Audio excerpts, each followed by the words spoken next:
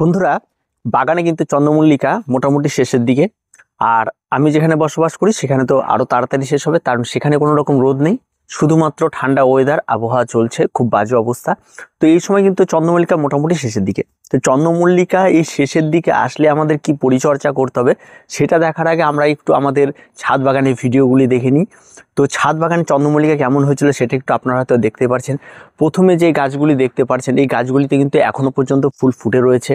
দ্বিতীয়ত যে গাছগুলি ওইখানে যে দেখতে পাচ্ছেন ইয়েলো, পিঙ্ক এবং বিভিন্ন ভ্যারাইটিগুলি, এই ভ্যারাইটিগুলি কিন্তু আগে ছিল না, এবছর করা হয়েছে নতুন।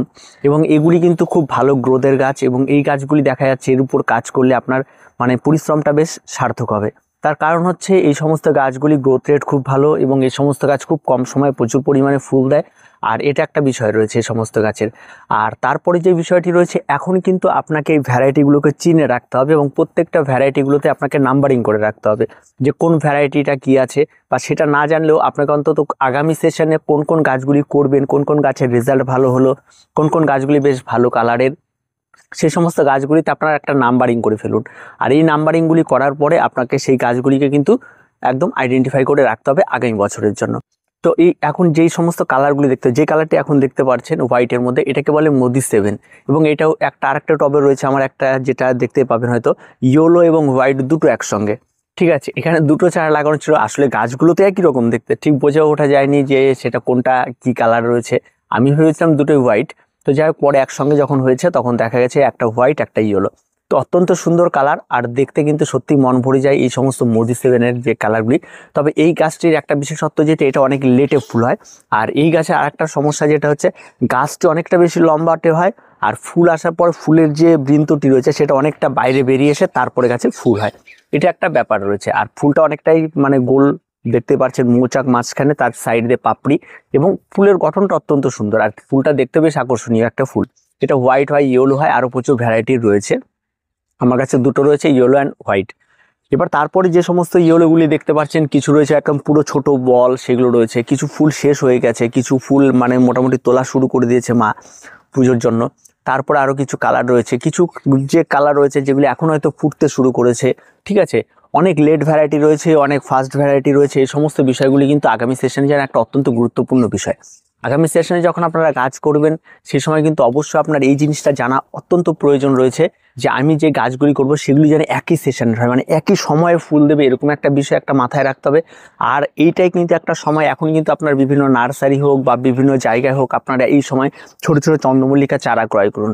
যে চারাগুলি ফুল দেখতে পাবেন এবং কালার দেখে দেখে আপনি আপনার পছন্দ মতো ক্রয় করুন, এবং তারা কোন সময় ফুটছে, কি ব্যাপার, সেই বিষয়গুলি এখন জানতে পারবেন। এবং পরবর্তী যদি তার উপর যদি কাজ করেন তাহলে কিন্তু চন্দ্রমল্লিকার একটা দারুণ ফিউচার পাবেন, এবং পরবর্তীতে আপনার ছাদ বাগানে কিন্তু প্রচুর পরিমাণে চন্দ্রমল্লিকা হবে।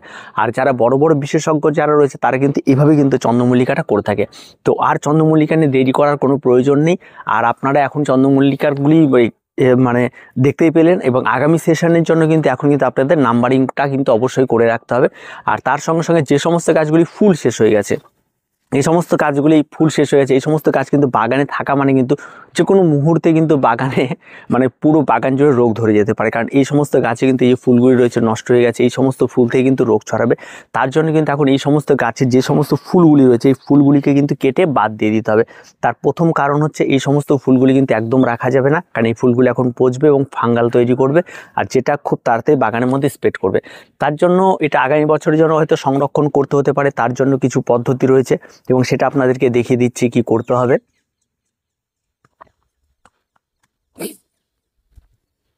এই সমস্ত গাছগুলিকে আপনাকে নিচের দিক থেকে ঠিক এইভাবে আপনাদেরকে এগুলিকে কেটে দিতে হবে, এভাবে আপনাদেরকে এগুলিকে কেটে দিতে হবে। তার কারণ হচ্ছে এগুলি এই কারণেই কেটে দেবেন, কারণ এই সমস্ত গাছ এখন কিন্তু আর রাখা যাবে না। ঠিক আছে, এই সমস্ত গাছগুলি আর রাখা যাবে না, কারণ এই সমস্ত গাছে যখনই দেখবেন আর অল্প অল্প করে যখনই ফুল চলে আসবে, যখনই যায় আসবে, সাথে সাথে এগুলো যদি করে দেন তাহলে আপনার পরিশ্রমটা কম হবে, এবং তার সঙ্গে সঙ্গে এই সমস্ত গাছগুলিও এই এই পুরো জায়গাটি কিন্তু নষ্ট হয়ে যাবে একটা সময় আসলে। আর নিচ থেকে যে সমস্ত শাখারগুলো বেরোচ্ছে, এই যে শাখারগুলো বেরোচ্ছে, এই শাখারগুলোই কিন্তু বেঁচে থাকবে এবং আপনার গাছ সংরক্ষণ হয়ে থাকবে আগামী বছরের জন্য। আর এই সমস্ত শাখারগুলোই কিন্তু এবার এই যে পুরো গাছটা, এই পুরো গাছটাকে আমি কেটে দিলাম। এবার এটা থাকলো, এবার এটার মধ্যে এই যে জায়গাটি দেখতে পাচ্ছেন, এই সমস্ত জায়গায় আপনি নাম্বারিং করে দিন এটা কোন কালার ছিল, বা আপনার কালার না জানলে হবে আপনি যে কালারগুলো করবেন 1 2 5 এরকম করে, হয়তো পুনে ভ্যারাইটি রয়েছে তাহলে P1 P2 এইভাবে আপনারা একটা কিছুর মধ্যে লিখে আপনারা এটাকে নাম্বারিং করে রাখবেন। আর এই যে গাছগুলি রয়েছে, যে এখন যে ব্রাঞ্চগুলি বেরিয়েছে, এই ব্রাঞ্চ কিন্তু আরও বেরোবে। এখন এই সমস্ত গাছে যদি আমরা জল দিতে থাকি, কোনোরকম কোনো খাবার না, জাস্ট জল দিয়ে এদেরকে বাঁচিয়ে রাখবে, দেখবেন আরও প্রচুর পরিমাণে শাখার বেরোবে। আর এই শাখার থেকেই কিন্তু পরবর্তীতে চারা তৈরি করে আপনি আপনার আগামী সেশনের জন্য কিন্তু কাজ করতে পারবেন। তো এটাই হচ্ছে চন্দ্রমল্লিকা। আর চন্দ্রমল্লিকা এখন যদি আপনারা এই সমস্ত ডালগুলিকে আবার ফেলেই রেখে দেন, কোনোরকম কোনো পরিচর্যা করেন, তাহলে কিন্তু বাগানে অন্যান্য গাছে কিন্তু এই সমস্ত রোগগুলি ছড়ানো শুরু করবে। তাই যখন যেই গাছটি যে সময় দেখবেন যে মোটামুটি ফুল শেষের দিকে হয়েছে, সেই গাছটিও একদম পরিষ্কার পরিচ্ছন্ন করে সঙ্গে সঙ্গে সেগুলিকে ফেলে দিন। এতে কী হবে, আপনার বাগানও পরিষ্কার থাকবে, বাগান রোগমুক্ত থাকবে, এবং সম্পূর্ণ রোগমুক্ত রাখতে হলে কিন্তু এই কাজগুলো আপনাকে করতে হবে। এবার এই সমস্ত শাখার থেকে কিভাবে চারা তৈরি করব, এই সমস্ত চারা তৈরির পদ্ধতি কি রয়েছে তা পরবর্তীতে আমি আরেকটি ভিডিওতে আপনাদের দেখিয়ে দেবো, যেগুলি তো খুব সহজ। আর যারা মার্চ থেকে যে সমস্ত গাছগুলি অনেক বড় ঝাড় দেখেন এবং অনেক কম্পিটিশন লেভেলে যায়, সেই সমস্ত গাছ, সেই গাছগুলি কিন্তু মার্চ থেকে এই সমস্ত গাছগুলিতে কাজ করা শুরু করে। অ্যাকচুয়াল চন্দ্রমল্লিকা যদি আপনি মার্চে লাগান তাহলে কিন্তু অনেক বড়। এর আগেও আমি একটা ভিডিওতে বলেছিলাম যে আমার এখানে রাখার জায়গা নেই, আমি যে অনেক আগে গাছ করব, এত গাছ হয়ে গেলে কিন্তু গাছ করার জায়গা থাকে না, তার জন্য আমি কিন্তু অনেক পল্লিটি গিয়েই গাছগুলি করা। আর আমি সবসময় চেষ্টা করি যে ছোটো ছোটো গাছ করবো এবং অল্প করে ফুল নিব, এইভাবেই আমি করার চেষ্টা করি। কিছু গাছ যেগুলো দেখলেন অনেক ফুল ফুটে রয়েছে, সেগুলো কিন্তু খুব বেশি সময়ের যে তা না, এগুলো সমস্ত কিছু জুন জুলাইয়ের দিক থেকেই করা, ঠিক আছে। তো আর পরবর্তীতে এই সমস্ত গাছগুলি সংরক্ষণ করে কি করে রাখবেন, কি করে কি হবে, এবং তার সঙ্গে সঙ্গে ছাদ বাগানের ভিডিওগুলিও দেখলেন যে কেমন ফুল হয়েছে চন্দ্রমল্লিকা। তো আর কিছু বলার নেই।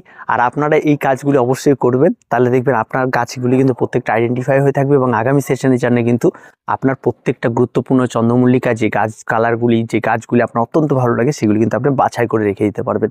তো আর কিছু বলার নেই, ফুল মোটামুটি চন্দ্রমল্লিকা এখন সবারই শেষের দিকে চলে আসছে, আর কিছু নেই, কিছু লেট ভ্যারাইটি রয়েছে, লেটে ফুটবে, এগুলি থাকবে, কম বেশি এগুলি হতেই থাকবে। আর আপনার পছন্দ মতো গাছ কিন্তু আপনি এই সময় আইডেন্টিফাই করুন। তো আজকে মূলত কিছু ছিল না, গাছ দেখানোর ছিল, আর আপনাদেরকে এর পরবর্তী স্টেজে গিয়ে আপনারা কি করবেন সেটা একটু জানানোর ছিল। তো ভিডিওটি এ পর্যন্ত। ভিডিওটি ভালো লাগলে অবশ্যই লাইক, শেয়ার এবং কমেন্ট করুন, আর আমাদের চ্যানেলটিকে অবশ্যই সাবস্ক্রাইব করুন।